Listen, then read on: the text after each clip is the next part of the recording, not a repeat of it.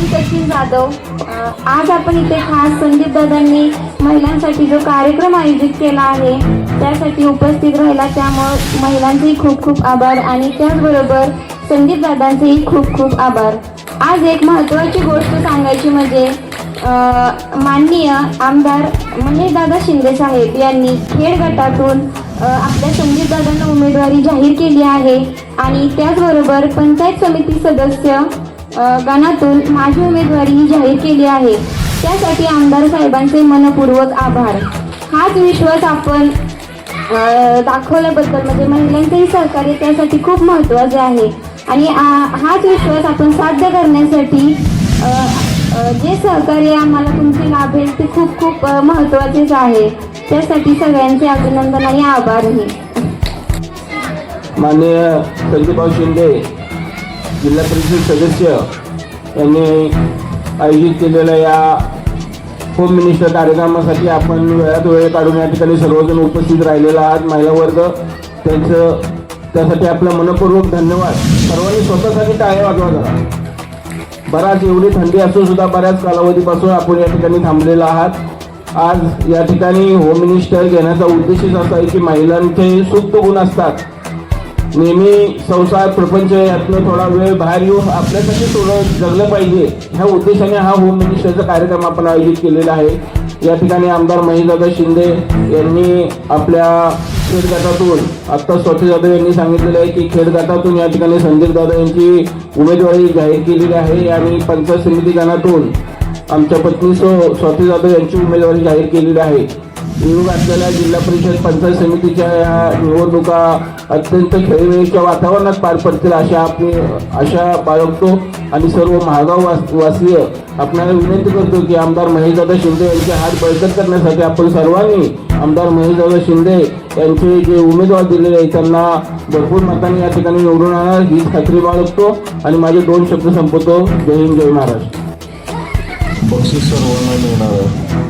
सर्व बालचंबूंना आम्ही सांगतो आता शांतपणे सर्वांनी 2च मिनिटं मी घेणार, जास्त वेळ घेणार नाही।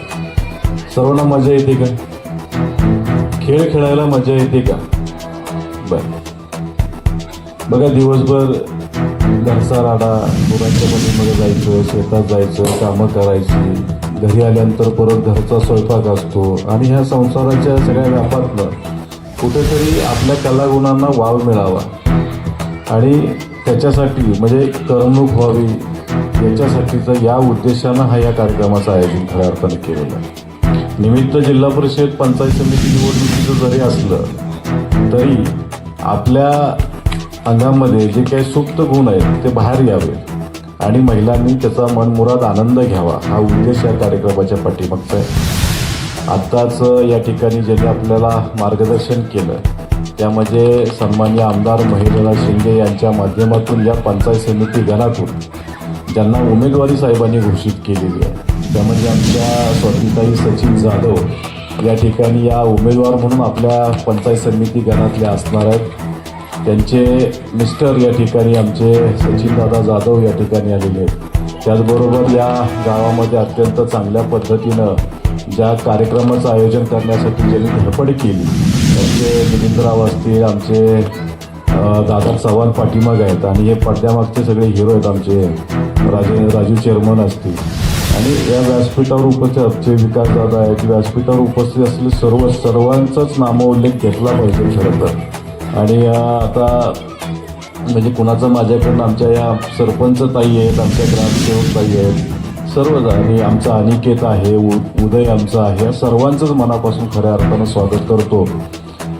तसं बघायला गेलं तर आता या ठिकाणी महेशदादा शिंदे यांना कोण ओळखत नाही असं कोण नाही। या 3 तालुक्यामध्ये डिवाईड झालेला हा मतदारसंघ आहे। सातारा, कोरेगाव आणि खटाव या 3ही तालुक्यामध्ये डिवाईड झालेल्या या मतदारसंघामध्ये आजपर्यंत कोट्यावधीची विकास कामं केलेली लक्षात ठेवा आणि महेशदादांना एक विकास पुरुष म्हणून ओळखलं जातं। सुरुवातीच्या 2.5 वर्षाच्या काळामध्ये आपल्याला काम करता येत नाही म्हणून महेशदादांनी या सरकारमध्ये असताना सुद्धा या ठिकाणी स्वतःला काम करता यावं आणि हे महाराष्ट्र सरकार अत्यंत चांगल्या पद्धतीनं चालावं म्हणून ज्यावेळेस हे आघाडी बिघाडी तिघाडीचं जे सरकार होतं हे सरकार ज्यावेळेस नव्यानं स्थापन झालं त्यावेळेस त्या महाराष्ट्र राज्य सरकारमध्ये अत्यंत चांगल्या पद्धतीची भूमिका बजावलेली आपले आमदार आहेत. या ठिकाणी 5 आमदार बरोबर घेऊन नवीन सरकार स्थापन केलं आणि महाराष्ट्रामध्ये आपल्या नावाची एक वेगळी छाप निर्माण केली.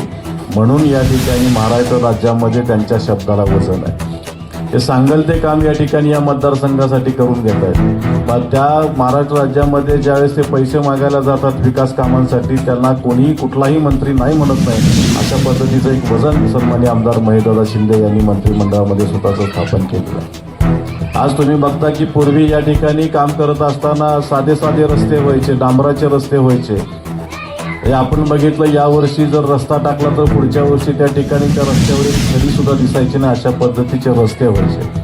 आज संबंध मतदारसंघामध्ये कॉन्क्रीटचे जाड 1.25 फुटाचे रस्ते साहेबांच्या माध्यमातून आपण बघतोय. या ठिकाणी इथून पलीकडे आपण कोरेगावमध्ये गेला तर कोरेगावमध्ये या ठिकाणी ज्या महिला माता भगिनी या ठिकाणी रस्त्यावर बसून फळं विक्रेती करायच्या, भाजीपाला विक्रेती करायच्या, महिलांना हक्काचं छत मिळावं, हक्काचं दालन मिळावं, तिथं व्यवस्थित त्यांना फळभाजीपाल्याचा व्यवसाय करता यावा म्हणून एवढी भली मोठी इमारत, म्हणजे ज्याचं स्ट्रक्चर जर तुम्ही बघितलं जशा परदेशामध्ये इमारती असतात ना तशा इमारतीचं स्ट्रक्चरमध्ये तिथं त्या भाजीपाला विक्रेत्यांसाठी केवळ उभं केलेलं आहे.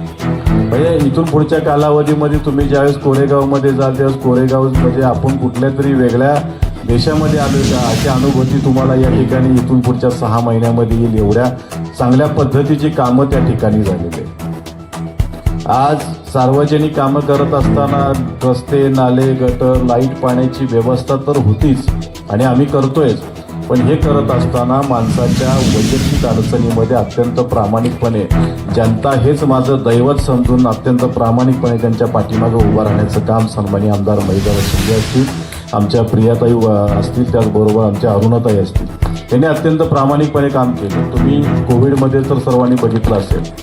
म्हणजे एवढ्या कोविडसारख्या परिस्थितीमध्ये संपूर्ण जग हादरलं होतं आणि या ठिकाणी माझा मतदारसंघ माझी जबाबदारी म्हणून ज्या ज्या ठिकाणी कोविड पेशंट होते त्या त्या ठिकाणी कोविड पेशंट जिथं कोविड पेशंट म्हणजे आज परिस्थिती जर बघितलं तर आपल्या घरामध्ये सुद्धा एखादा पेशंट जर असेल तर आपल्या घरातला मुलगा मुलगी आपल्याकडे बघायला तयार नव्हती का तर मला कोविड होईल, मी कोविड पॉझिटिव्ह होईल आणि त्याचा त्रास मला होईल.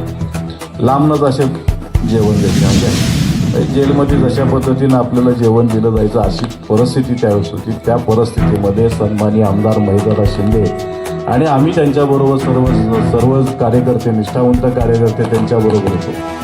त्या ठिकाणी त्या पेशंटला घ्यायचं, गाडीमध्ये घालायचं, हॉस्पिटलमध्ये न्यायचं, बरं करायचं आणि घरी सोडायचं काम सन्माननीय आमदार महेशदादा शिंदे यांनी केलं. आम्ही प्रत्येकाच्या पाठीमागे, प्रत्येकाच्या अडचणी त्याच्या पाठीशी उभा राहिलो. या मतदारसंघामधला तरुण हा जो बेरोजगार आहे त्याला रोजगार मिळाला पाहिजे. या मतदारसंघामधला तरुण जो व्यसनी आहे तो निर्व्यसनी झाला पाहिजे, याच्यासाठी अहोरात्र आम्ही काम करतो. आज लक्षात घ्या, महेशदादांनी जे साम्राज्य उभं केलेलं आहे ते तुमच्या विश्वासावर उभं केलेलं आहे आणि या ठिकाणी काम करत असताना ह्या 3 तालुक्यामध्ये डिवाईड झालेल्या मतदारसंघामध्ये काम करत असताना त्यांचे हात असे बळकट करण्यासाठी, लोकांच्या अडीअडचणी समजून घेण्यासाठी, लोकांच्या न्याय हक्कासाठी उभं राहण्यासाठी त्यांनी एक दूत तयार केलेलं. हे जिल्हा परिषद पंचायत समितीच्या माध्यमातून जरी आम्ही आज या ठिकाणी तुमच्या समोर येत असेल उमेदवार म्हणून तरी महेशदादांचं म्हणजे प्रत्येक इथं बसलेला माणूस महेशदादांपर्यंत पोहोचू शकत नाही, किंवा पोहोचतो सुद्धा. रात्री 2 वाजता तुम्ही जरी फोन केला तर आमदार आपला फोन उचलतो, हे लक्षात घ्या. पण तुमचं कोणतरी ऐकणारा तुमच्या जवळचा माणूस पाहिजे म्हणून विभागात आमची या ठिकाणी माझी जिल्हा परिषद सदस्य म्हणून नेमणूक झाली असेल आणि आमच्या स्वातीताईची पंचायत समिती म्हणून नेमणूक झाली असेल. सचिनदादांच्या माध्यमातून आपण बघत आहात की या इथल्या भागामध्ये पिगमीच्या स्वरूपात असेल किंवा LICच्या माध्यमातून असेल, घर टू घर कॉन्टॅक्ट आहे, घर टू घर संपर्क आहे.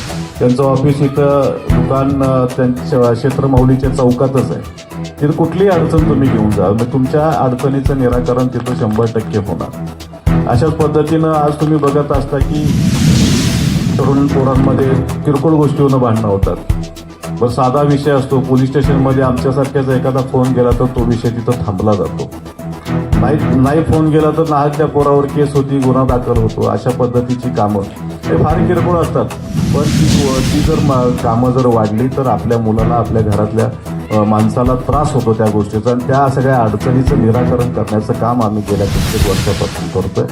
त्यामुळं आज या ठिकाणी येणाऱ्या जिल्हा परिषद पंचायत समितीला असेल, आपण ताकदीनं महेशदादाचे हात बळकट करण्यासाठी या दोन्ही उमेदवाराच्या पाठीशी आपण खंबीरपणे उभं राहिलं पाहिजे. खऱ्या अर्थानं या ठिकाणी काम करत असताना आज जो माणूस आजपर्यंत कधी मंदिरात गेला नाही, देवाच्या पाया पडला नाही, आता अशी माणसं देवासाठी चला म्हणून गाड्या पाठवतात. लक्षात घ्या, आपली केवळ दिशाभूल करण्याचं काम करत आहे. म्हणजे राज्यामध्ये आपली सत्ता आहे, केंद्रामध्ये आपली सत्ता आहे, आमदार आपला आहे, खासदार आपला आहे. आज विरोधातला उमेदवार ज्यावेळेस आपण त्याला मतदान देतो, तो काय आपल्यासाठी करणार आहे हे आपण अभ्यास केला पाहिजे. तर तो आपल्यासाठी काय देणार आहे, आपल्यासाठी तो जर गावासाठी निधी आणायचा असेल तर तो कुठनं आणणार आहे, याचा सुद्धा आपण विचार केला पाहिजे. आज आम्ही फार जवळून बघितलेले आपल्या संगम माऊलीच्या असतील, क्षेत्रमाऊलीच्या लोकांच्या असतील, जमिनी डुबाडण्याचं काम ज्यांनी केलं, ज्यांच्या जमिनीवर झोपड्या टाकण्याचं काम ज्यांनी केलं, आणि त्या झोपड्या हलवा म्हणून विनंती करायला गेलेल्या लोकांवर अॅट्रॉसिटी सारखी गुन्हे दाखल केले. असे उमेदवार जर उद्या आपल्या समोर येत असतील तर आपण त्यांना निवडून देणार आहोत का, या गोष्टीचा सुद्धा आपण विचार केला पाहिजे.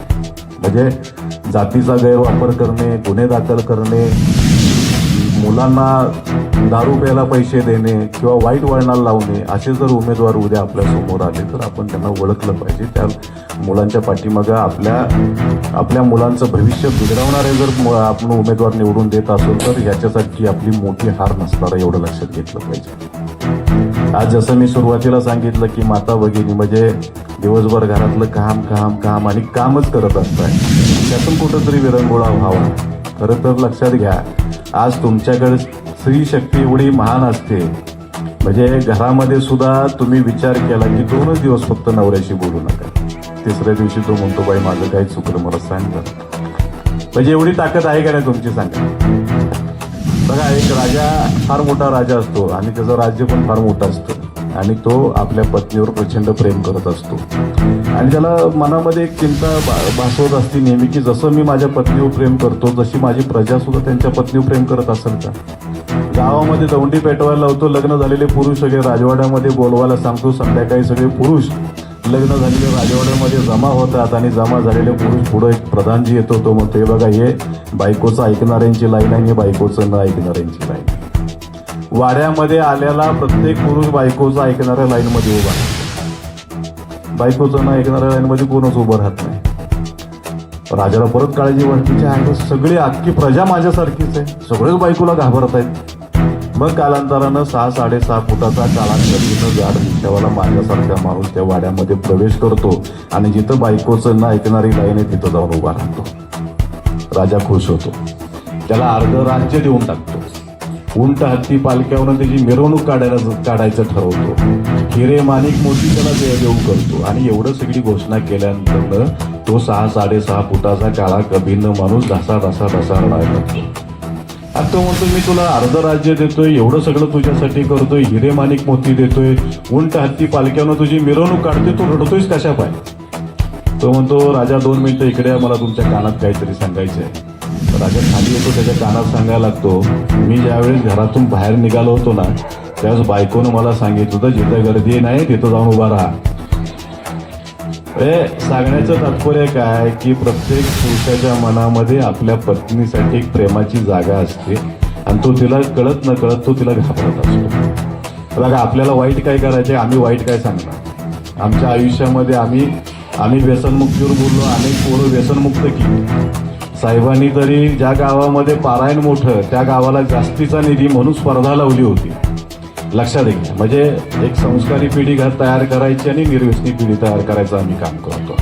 समोरच्या माणसानं रुपया दिला तर आम्ही 2 रुपये खर्च करायला सुद्धा तयारी आहे, पण आम्ही म्हणतो हे 2 रुपये घे, मटण आण आणि घरात खा, घरच्यांना बी खाऊ घाला आणि तू बी खा, पण कुठं धाब्यावर जाऊ नको, दारू पिऊ नको. हे आमची काम करण्याची पद्धत आहे. आणि घरात सुद्धा आता तुम्हाला तेच सांगायचं. काय सांगायचे, भले 2 दिवस नाही बोलला तरी चालेल, पण तिसऱ्या दिवशी तो विचारेल काय बाई चुकलं माझ्याकडे. नाही, जी चांगली माणसं महेशदादांनी उभी केलेली आहेत, आमच्या स्वातीताई असतील, स्वतः मी असेल वैयक्तिक, त्या माणसाचे हात बळकट करण्यासाठी आपल्याला संदीप भाऊला जिल्हा परिषदेला आणि स्वातीताईला पंचायत समितीला निवडून देण्यासाठीचं मतदान करायचे, एवढंच आपल्याला ठणकावून सांगायचं आहे. या ठिकाणी या कार्यक्रमाला आपण सर्वजण उपस्थित राहिला, सर्वांचंच या ठिकाणी मनापासून मी पुनश्च एकदा स्वागत करतो.